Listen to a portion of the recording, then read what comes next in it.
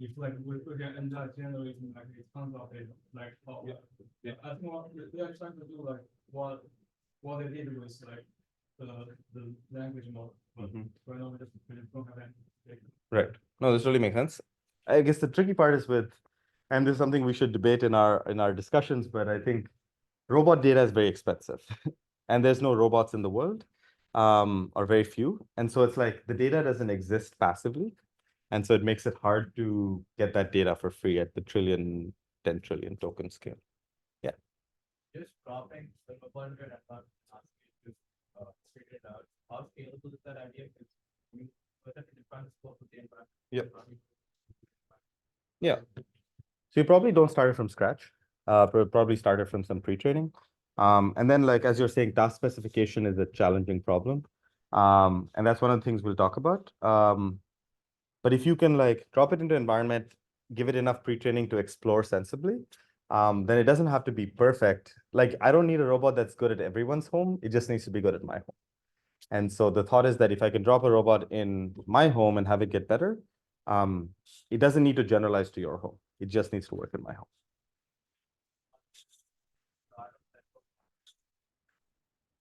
Generalization is like a bit of a vague term, right? So you can generalize across all of our homes, or you can generalize within different configurations within my home, right? So to me, it feels more practical to say I'm going to deploy a robot in my home, and then it gets really good at my home, and you will deploy a different robot in your home, and you can use the same algorithm to get good at your home, but it doesn't have to be the same policy across both.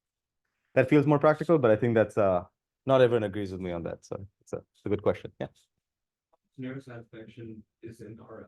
How much are we going to go over this course? We have a little bit here on neuroscience, but I am not an expert on neuroscience. I think there's a lot of history that connects neuroscience and RL, especially temporal difference and so on. I find that not a lot of it impacts the design of modern RL algorithms. A lot of them are just coming from optimization or things like, or just probability theory. But it would be interesting. You know, one thing we could do is we could try and have Raj Rao or someone come give a lecture on the connections between RL and neuroscience. That could be fun. Yeah, so we can look into that. Yeah, good question. Any other thoughts? Okay, let's keep moving now. So let's do a little bit of history on RL. A little bit of this is general history, and a little bit of this is my own spin on things, right? So I think RL kind of started with two distinct heads. One of them more related to neuroscience and psychology.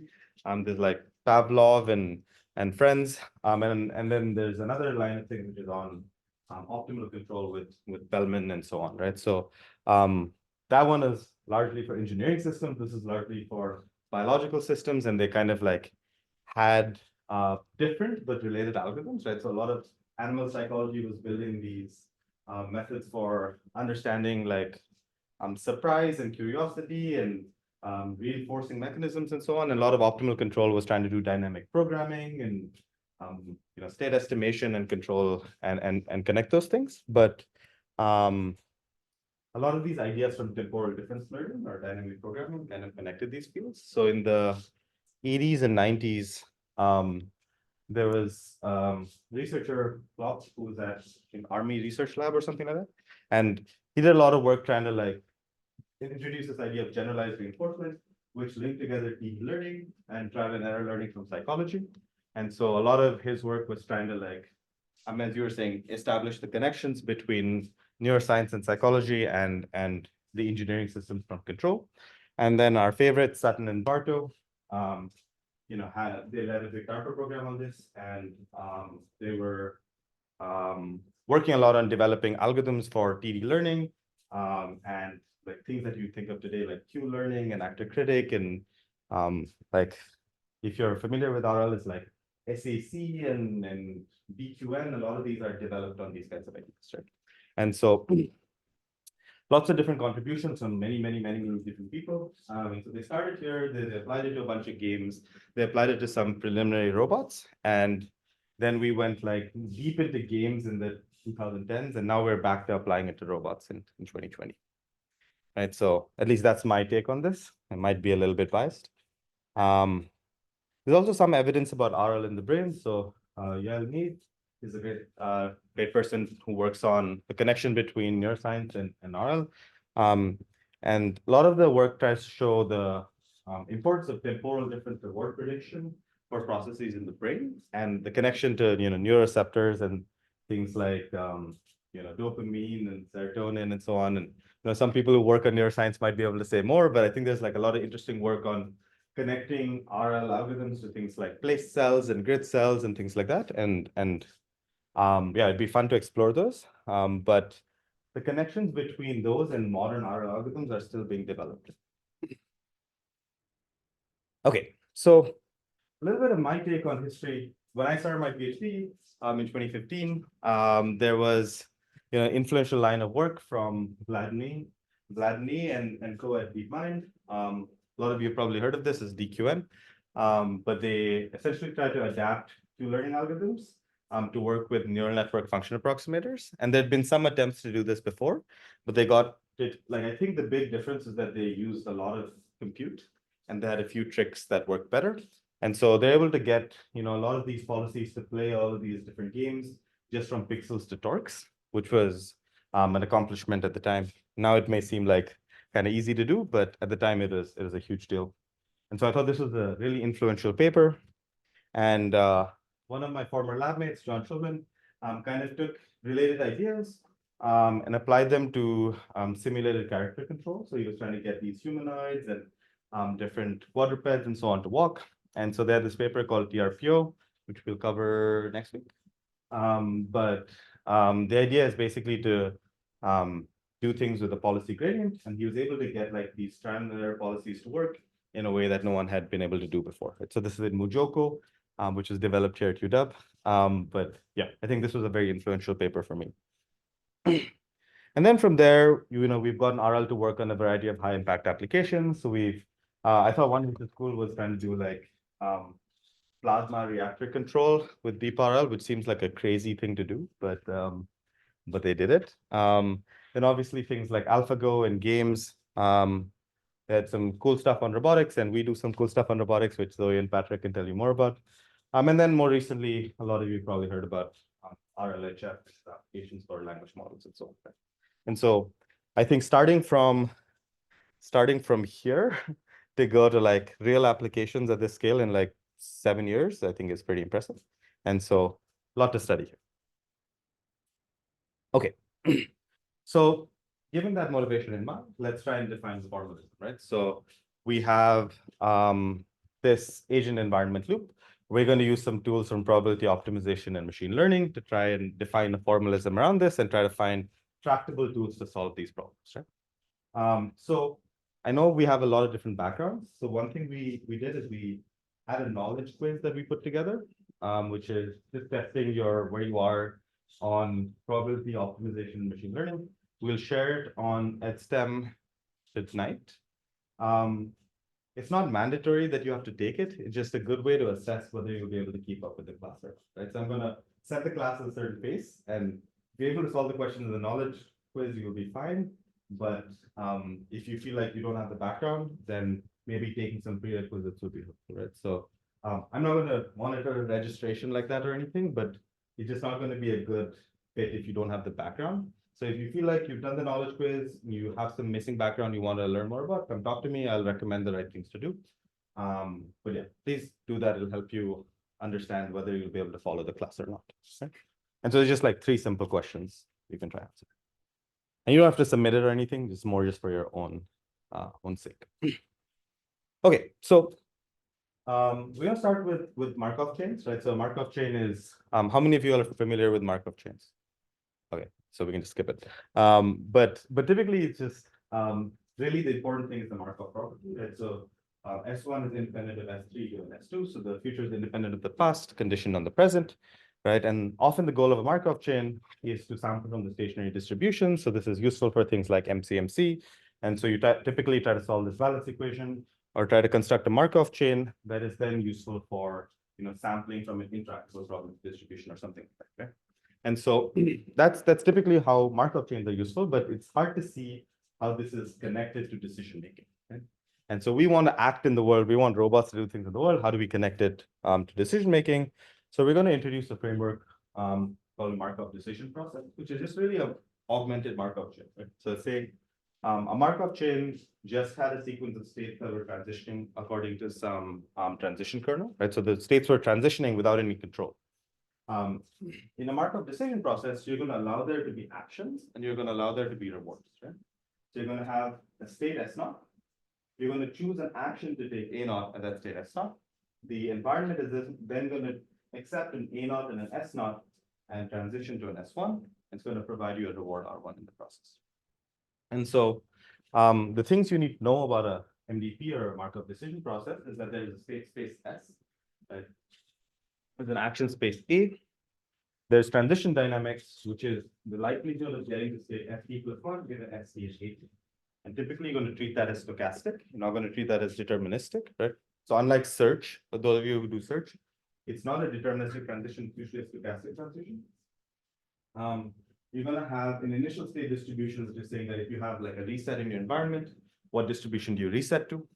Then you're going to have a discount factor, which is telling you how much do you value the future versus the present. There's few additions on top of this. Sometimes you won't have states, you'll have observations. Sometimes you will have multiple tasks, right? So you can have like something that identifies tasks, but this is like the basic framework that we're going to go off of, right? Is the reward deterministic? The reward doesn't have to be deterministic, but it's often deterministic. So in like modern algorithms, often it is deterministic, but the framework is compatible with stochastic rewards. Good question. Yeah. You can do it both discrete and continuous, right? So just like it's discrete time, but it doesn't have to be discrete in state space or action space. It doesn't have to be discrete time. I just think it's easier to study the discrete time to start. Yeah. Any other questions? Okay. So we're still going to have the Markov property, right? It's going to say that in this MDP, so if those of you are familiar with graphical models, you can just think of it as your graphical model, and all the independencies that are encoded in this graph are true of your MDP, right? So for instance, like R1 is independent of R2 given S1, right? Or S2 is independent of S0 given S1. So anything that's encoded in your graphical model as an independence assumption will hold in this MDP. So for instance, the things that are important here are that the Markov property, so S2 is independent of S0 given S1, and rewards only depend on individual states, right? And so this is the simplest possible thing. We'll cover slightly more complicated things that are history dependent and so on. But you have the Markov property. And then a useful thing to know is the notion of a trajectory, which is saying that if you consider a trajectory of T time steps, it's just a sequence of states S0, actions A0, rewards R0, and then S1, A1, R1, so on to ST, AT, RT. So this is assuming a finite time horizon, but it's useful because we'll often like denote trajectory, things in trajectory notation, right? So this is our basic framework, right? Any questions about it before we move on? So let's try and ground it in a real world setting, right? So let's say you have a robot acting in the real world. You'll have states, which might be things like camera images or joint encoders. There's some caveats here. Actions, which are joint torques or velocities. Rewards might be things like, what is the negative distance from your kettle to your sink, right? So you want to minimize the negative distance from your kettle to your sink, so you want to maximize your reward, right? And so this is not a thing that is inherent to your environment. It's like defined by a human, right? But for the sake of our notation, we're going to assume that rewards are inherent in your environment, right? And that's one of the issues with the framework, but it's useful to define your algorithm set. Right, so your states are going to be camera images, joint encoders. Your actions are going to be joint torques or velocities. Your rewards are going to be things like distance from your kettle to your sink. And then your transitions here are just going to be the physics of the world, right? So you're in the real world. You don't have to make up the transition dynamics. The transition dynamics are what they are, right? And so the assumption in most reinforcement learning problems is that you don't know an analytical form of the physics of the world, or you don't know an analytical form of the transition dynamics, but you can sample from it, right? So unlike, for those of you who study control, like often you know the gradients of the transition dynamics, or you know the form of the transition dynamics. Here, you're just assuming access to being able to sample from it, but you don't assume any other You don't assume much other structure on the transition dynamics. All right, so the world is not an MDP, right? So the world is an MDP is a particularly restrictive assumption, right? So it's saying that like essentially what an MDP is saying is that you can make all decisions about the world just on your current observations, right? But imagine that you had like a robot which had an egocentric camera, like you can only see what's in front of you. You don't know what else is around you, right? So the world is partially observed. And so the framework you really want to use is something called a partially observed MDP or a POMDP. How many of you are familiar with POMDPs? Some? Okay. So a POMDP is basically take an MDP and augment it a little bit, right? So let's go back to our MDP framework, right? So what the MDP framework says is that your state is essentially a sufficient statistic for decision making, right? So it means that like everything that is in your state is what you need to make a decision in the environment, right? So it's like your senses, you observe something, and you can make a decision just on your instantaneous sensor readings. But the world is not like that for the reasons I mentioned about egocentric things, or like, let's say you've occluded an object, you can't see it. How do you make a decision if you can't see it, right? And so there's lots of different settings where this MDP assumption fails. Like the world may not be Markov, right? Especially when you're going from things like camera images or raw sensor perception, right? And so the world is a POMDP typically, and the difference between MDP and a POMDP is that you're not observing this. There's going to be a hidden state of the world, which is a sufficient statistic, right? But you don't observe it. You only get to observe an observation, which is an instantaneous sensor reading, which is a function of S, but is not fully informative about this, right? For those of you who study control, it's like output feedback. It's the same, right? So it's saying that you have essentially an MDP, but you're going to augment it with an observation function, right? And what you observe at any point of time is just the observations, right? You don't observe the true states of the world. And so what you have to do is you have to figure out how to act under this kind of partial observability. And you can show there's a computationally intractable problem, right? But it's like important for lots of different real world settings, right? So for instance, you like are trying to navigate in a hallway, or you're trying to do manipulation for things inside a cabinet, you can't see what's inside. Like a lot of these are POMDPs.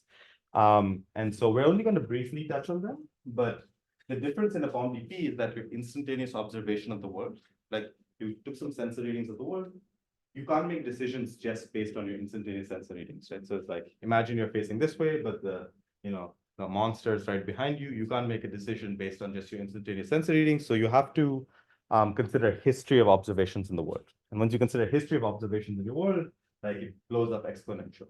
And so POMDPs are going to be much harder than MDPs, but there's enough to study in MDPs to cover at least spring 2024. And so we'll touch on it, but not get too deep into it. Any questions? Yeah. How are rewards calculated? Yeah, so that's a good question. So oftentimes what you're going to assume is that the rewards are appearing from an external source, right? So they're coming from the environment. So we're going to assume that there's an oracle that acts on the true state of the world and gives you the reward. But that is not, like the true state is still on accessibility. So the rewards are not computed on the observations. They're computed in the true state, but they're given to you by an external source, right? So yeah, it's a great question. Yeah. Why is there no arrow from O-T to A-T? Okay, yeah. So this is like the generative process of the world, right? So this is saying that like A is being chosen by some external factor, right? Like A can be chosen based on O. A cannot be chosen. A doesn't have to be chosen on O. Like it's saying that A is chosen as some decision variable. Now, oftentimes when you have a policy, you will have like O to A, but it doesn't have to be chosen. Okay. So POMDPs are hard. We're going to try and avoid them, but they're super interesting. And so if anyone is interested, come talk to me. We'll chat about it more. Okay, so the formalism we're going to use in reinforcement learning is that we're going to try and use trial and error experience in an environment to learn a policy, right? And what a policy is just a rule for choosing actions, right? So it's saying that you're going to have some function that is going to take in a state S and produce a distribution over actions A that you should take at that environment, at that step, right? So it's essentially a function approximator that is taking in your current state as an input and outputting what distribution over actions you should be taking, okay?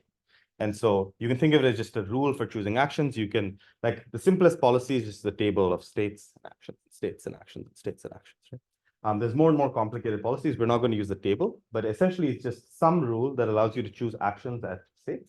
And we're going to try and use experience in the environment in order to acquire the parameters theta of our policy. So theta are just arbitrary parameters. Depending on the form of your policy, those parameters might be different. But the goal of reinforcement learning is really to learn those parameters. Right? And so what do those parameters do? You're trying to figure out a way to find those parameters theta through experience, which maximize the sum of expected rewards under your policy, right? And so what this means is that this is how we're going to denote it, and we'll break this down in a more detailed way. But it's trying to say that if you sample trajectories using your policy pi theta, your pi theta is a strategy to take actions in the environment, right? So it's saying at state S, you take an action A. So let's say you follow the strategy where you sample an initial state, then sample an action A using your policy, transition the world according to the dynamics, you do this again and again and again, you get a projection, right? And then you're going to say that you want to find the parameters of your policy theta such that when you take the average reward over many such sample trajectories, that is as high as possible, right? So some important things to notice here is that your parameters affect the likelihood and the expectation of the term inside the expectation, and that's going to be important, right? But the goal is that you want to find a policy which yields the trajectories that have highest expected return. And the reason it has to be expected return is because your policy is stochastic and your environment is stochastic, right? So you want to say the thing that has highest average. Now, why might this be not a great idea? When might this be a bad idea?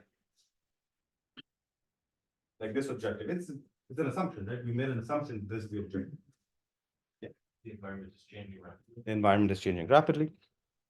Other thoughts? It's a good point. That's a good point. Sorry? If T is infinite. T is infinite, yes. And that's what this assumption, this formulation is going to break then, but we'll fix it. T is infinite, your R will just blow up to infinity. Good point. Yes. The reward is bad. If the reward is bad, that's a good point. Also, if you're like in a risk sensitive domain, right? You're like, your policy is deciding allocations of ventilators, and you just like cannot give someone 0 ventilators, right? And so sometimes there's like a whole field of like CVAR and conditional value at risk and risk sensitive reinforcement learning or safe reinforcement learning. A lot of it tries to like deal with the worst case outcomes, right? So this is the most typical objective, but it's not the only objective out there. Okay, so this is objective parse to everyone. It's like a little bit different than typical, yeah. In those cases, you just like add finalization. Yes, often you do something like that. Yeah. So, starting with Uh-huh. something about the point.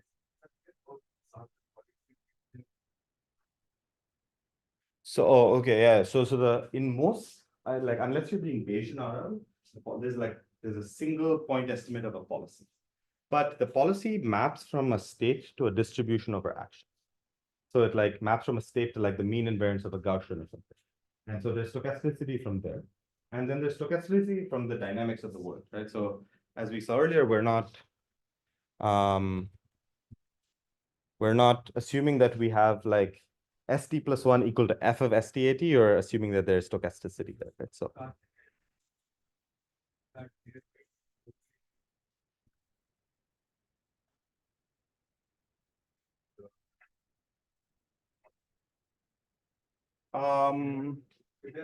well, the correlation is like governed by this independence, like this graph for independence, right? So it's like, for instance, the randomness in actions will appear here, and the randomness in state transitions will appear here. So whatever correlations are defined by this, yes, the correlations. Like as in like the action stochasticity will affect future states and hence affect future stochasticity too. And so it's like you can't make decisions independently, you have to make decisions cumulatively, right? And so that's what makes it a hard problem as compared to other things. That's a great question.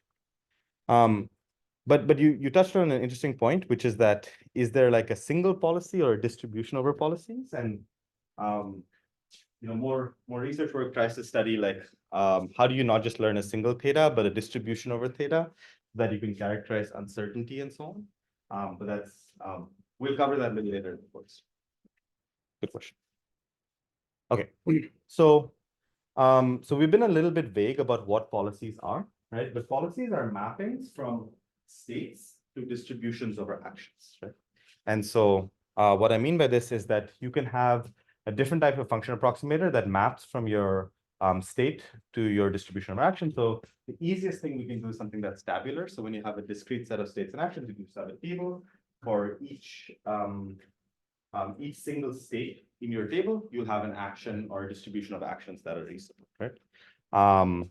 And so a deterministic policy will have a single action, a stochastic policy will have a distribution of actions, right? So when you have a discrete set of states and actions, the table is a great solution, right? And a lot of RL theory has been built in discrete tabular land, right? But we want to go beyond that. So we want to go, this is the simplest thing, but when your states and actions are continuous, you might want to have things like linear function approximators, right? So things that map from, if you have a function S and you have a function phi of SA, you want to have something that is a linear function of S and A, right? Or linear function of phi of S and A. Or you want to have an arbitrary function approximator, something like that goes from pixels to torque, right? So for an Atari game, you want to have something that takes in pixels and outputs, a distribution over torques. So I've been a little bit vague with the term distribution. We'll touch in a second, but I really want to focus on the term mapping here. So what we're trying to do is we're trying to learn the parameters of this function approximator that map from states to distributions of actions, right? And so for the table, it's just going to be the values in the table. For the linear function approximator, it's going to be the coefficients. For the neural net, it's going to be the parameters, right? And so you're trying to like learn the parameters of this mapping through experience. Yeah. Okay. And the second thing we want to do is we want to have mapping from states to distributions over actions, right? So what I mean by this is that you don't just map from a single state to a single action typically in RL. You're going to map from a state to a distribution over actions, right? So you're going to say there's going to be a probability distribution over your action space, right? So if it's continuous, you might have something like a Gaussian, right? So what you're going to do is your policy is typically going to map from your state to the like sufficient statistics of a Gaussian, right? So which is like your mean and your variance, right? And so when you implement things in practice, in your homework, we'll have the neural net take in a state, and then we'll output the mean and log standard deviation typically of your policy, right? And so you're not mapping to a single action, you're mapping to a distribution over actions. Why is that important? Yeah. Exploration, good point. Other reasons it might be important. Yeah. Account for the stochasticity of the environment. So that's a good thing to think about. So even in stochastic environments, as long as the dynamics are stationary, you can always ensure that there exists an optimal deterministic policy. And so, yeah, we'll cover that next. But yeah, it's useful to like, sometimes if your environment is uncertain or like your rewards are noisy, then it's useful to hedge your bets. That's kind of what you're saying. Yeah. So I just you should give a sense of how sure you are that you right. Yeah. Yeah, it gives you a measure of uncertainty. Yeah. You're like in a game setting, you're playing against not uncertain, and there's always like there might be like a mixed match. There's a mixed equilibrium. Yeah, good point. Yeah, so all of these are totally valid. We'll cover the point that we were talking about in a second. But the simplest thing in a continuous action space is that you have a mean, and your policy represents the mean and variance of your Gaussian, right? So it's a function that takes in state and then outputs a mean and a variance, right? So it's gonna, like typically you'll have a neural net or something that takes in state and outputs like one head is a mean and one head is variance. Or if you're in a categorical discrete setting, then you output the logits of categorical.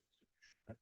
So this is what you're typically used to in supervised learning or something. You can also have more expressive distributions, right? So you can have things like mixtures of Gaussians. You output the mean and variance and a weight for a mixture of different Gaussians. And the nice part then is you can represent multiple modes, right? So if you have different strategies to go left or right around something, you want to represent multiple modes. And all the rage recently is we can represent things with fusion models, which are nice because they let you represent multimodal distributions without having to have like restrictive tractable forms of density. Right. So the framework is not restrictive on the form of your distribution. What you typically need in most settings is you need a way to evaluate likelihood, which means that you need a way to evaluate log phi of A given S. So if your policy is phi, you typically want a way to evaluate log phi of A given S, and that's going to be useful for the optimization that we do. So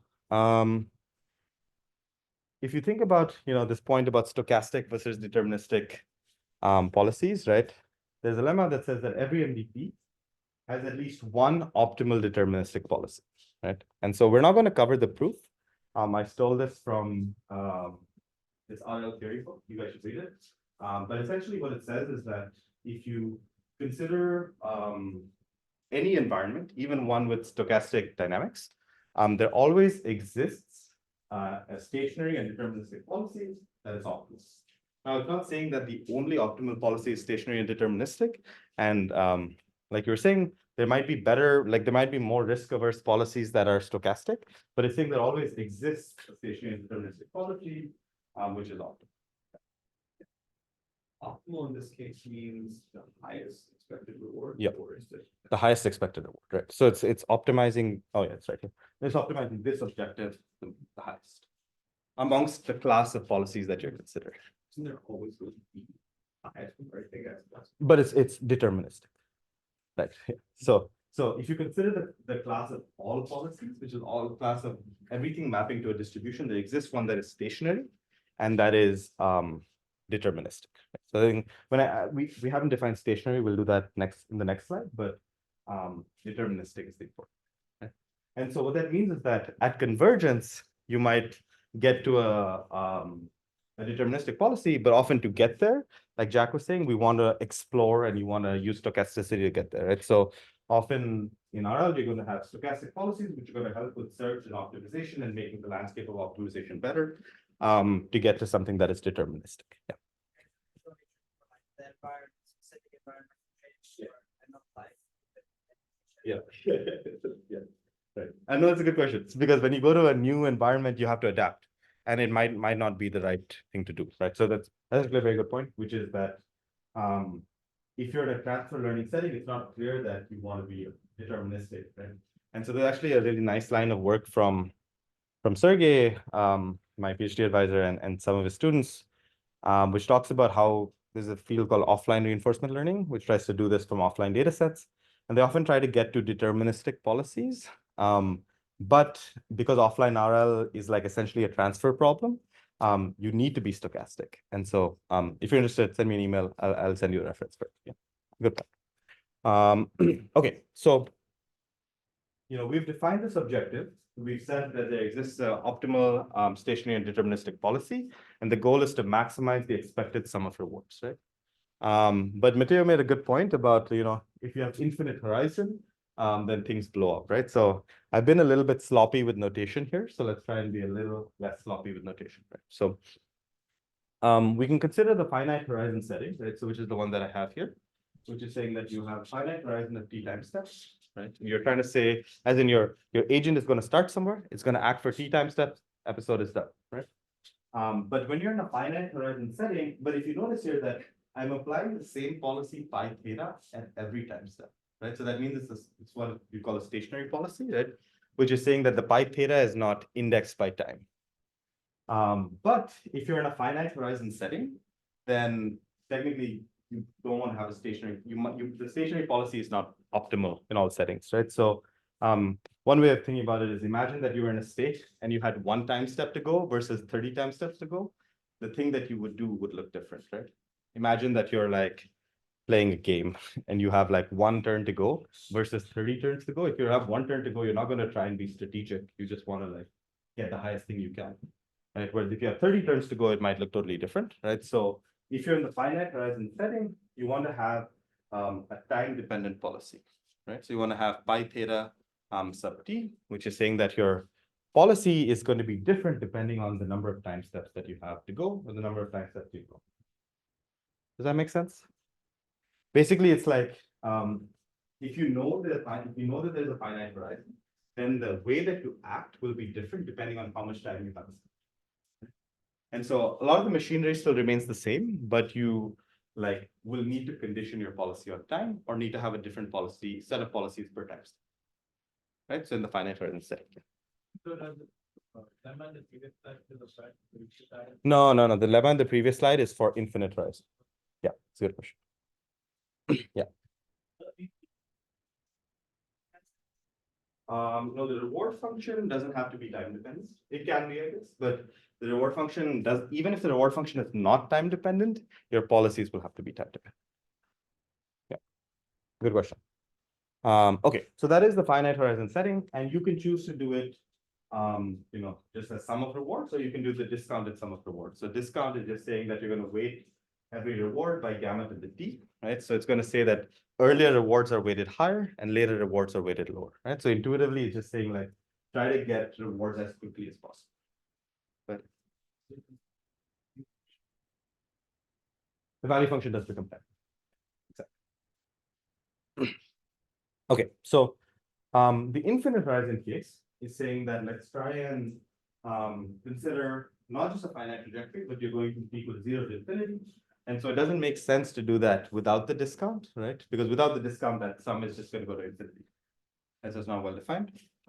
So you have to consider the infinite horizon discounted case, where you're going to say, you're still going to consider the expected sum of rewards, but you're going to consider the expected sum of discounted rewards, where you're weighting it by gamma to the t from t equal to 0 to infinity, right? And here, in this case, you could show that there always exists an optimal stationary policy. So your policy doesn't need to be time dependent here, right? It's because you will always have infinite time to go, right?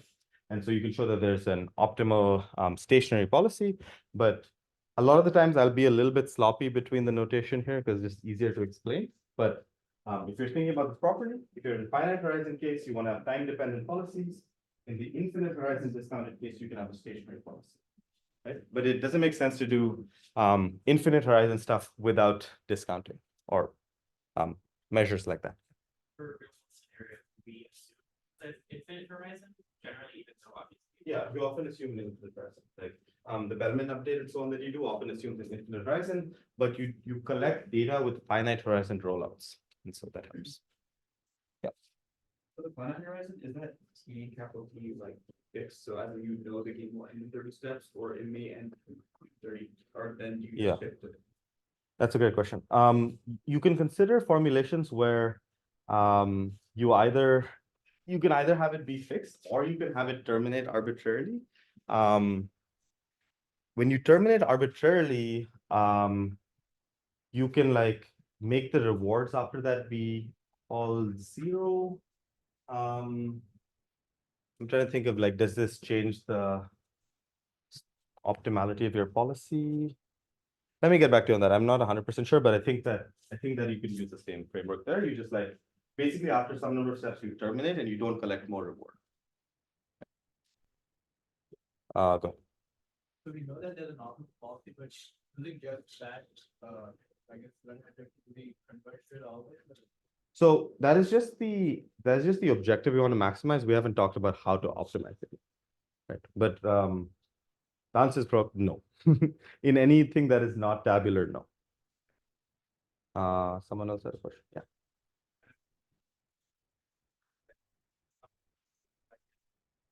You typically would choose it as a problem, someone who defines the problem, right? So it's like a user will define how myopic you want to be, right? But yeah, the discount factor is an interesting effect on behavior. So often you have to tweak it along with everything that's in your. So it's like a hyperparameter. Yeah. Yeah, go ahead. Consider something. Yeah. Yeah. Okay.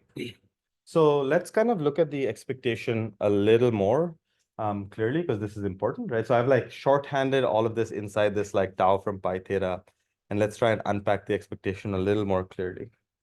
Let me just log in through my iPad so it's a little bit easier. Sorry, one sec.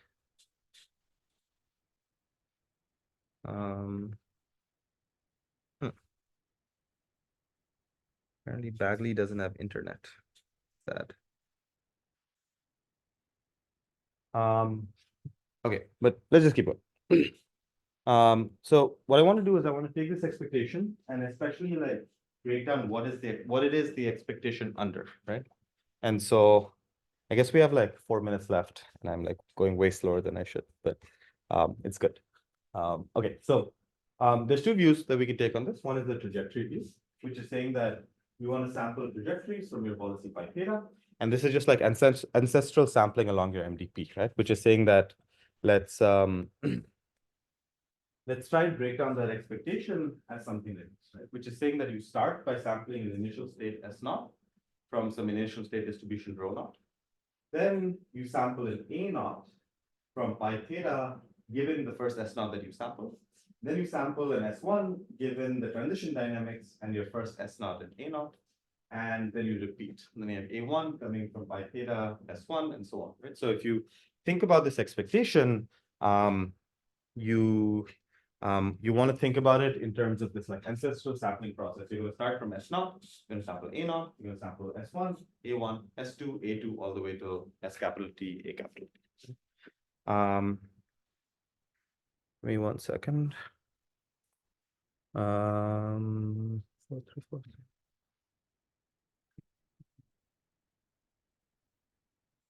Okay, so so if you ever want to write out this like it's going to be useful when we derive algorithms like policy gradient and so on. But if you ever want to write out this expectation, you're going to like think of this expectation as a product of all of these likelihoods, right? So if you want a likelihood of a whole trajectory, you're going to like take the product of each of these individual likelihoods. And so here we go. Okay, so yeah, can you guys see this? Right. So you can think of this as like this expectation can be written as like an integral of you know, rho naught of S times pi of A naught given S naught times P of S1 given S naught A naught times pi of A1 given S1, etc., etc., etc., multiplied times sum of the reward STAT from T equal to 0 to capital T. Okay? And so the point here is that, sorry for my handwriting, but the point is that if you ever want to expand this expectation, right, you want to write it as, you want to think of this as an ancestral sampling process where you're going to start from the initial state, initial action, next state, next action, next state, next action, and then you can write out the whole like likelihood of a trajectory that way, right? So essentially, this thing that I've written out here is like likelihood of a trajectory when you're sampling under your policy theta, under the dynamics of your environment, right? And so that's how you like expand your expectation. Does that make sense? Oh yeah, multiple integrals. Yeah, correct. Yeah, good.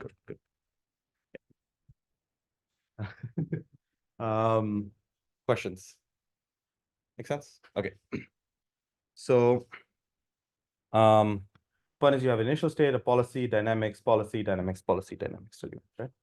And so a compact way to write it is this, but sometimes the thing up there misses the whole expectation. So I recommend writing things like this whenever you want. Right? It just like lets you know what the expectation's about. The other way that I find interesting to think about this is through the stationary distribution way, right? Which is saying that assume you're in an infinite horizon discounted case, right? So you're saying that your policy, typo there, that should not be pi theta sub t, but assume that your policy is acting in an infinite horizon case. You have infinite horizon, you're doing gamma to the t, r, summing the sum over infinite horizon. You can also represent this from the view of a stationary distribution. How many of you know what a stationary distribution? Okay, so let's try to define it this way, which is saying that let's define this term d pi t of SA is the likelihood of being at some state S action A at some time step t, right? So it's saying that like, imagine that you started at some state S naught, right? And then you acted according to your policy and transitioned according to your transition dynamics. Like, what is the likelihood that you're at some state taking action A, right? So it's saying that like what is the probability that if you like like imagine that you had a walk or a probability process where you started at some initial state, you sample initial state, took action with your policy, transition according to the dynamics, and you just like run this many times. Like, what is the likelihood that you're going to be at that state S taking action A? Right. So it's the likelihood of being at the state S, taking action A at the time step T. Right. And so you can think of it as like starting from state S, running this process for T time steps. And what is the likelihood you'll be? What is the likelihood you'll be at some state S given T time? Does that make sense intuitively? Right. And given this d pi t, you can define another term which we're going to call your like normalized stationary distribution, which is going to be called mu pi gamma. Right. So mu pi gamma is going to just be the sum over d pi t SA weighted by gamma to the t. Right. So what this is essentially saying, so this one is saying that what is the likelihood of being at state S taking action A at a particular time step t. And what the second term is saying is what is the likelihood of being at a state S taking action A at any time step, right? It's just like, it's like the union bound. It's like summing it up across all of the things. So this is for a particular time step. This is saying for any time step, right? So this is like, what is the likelihood of being at state S taking action A, right? And so given this, you can re-express this objective or the infinite horizon version of this objective as this, right? So you can say that if you knew mu pi gamma, which is what is the likelihood of being at a state S taking action A when you're acting according to your policy phi, then you can say that the expected reward is expectation of S and A sample from this times R of SA or expectation of R of SA, right? So it's saying that you're sampling, it's like you're saying this is the likelihood that when you run your process forward, you end up at state SA. And you're trying to say, what is the expected reward under that distribution? Right. So the difference between this and the trajectory view is that notice that there's no sum here. Right. So like the sum is already subsumed into this thing. Right. So the sum is subsumed into this thing if you notice up here. Right. So this is just useful for certain things. We'll mostly stick to this thing. Right. So this is much easier to understand. This is a little harder to understand. But you can think of this as ancestral sampling, example S, in A, S1, A1, so on. This is saying what is the likelihood of ending up at SA at any time step when you're acting according to policy phi, right? And then that allows you to avoid the sum operators. Okay, I think we are out of time, but we'll have more to cover next time. So yeah, see you Thursday. Thanks.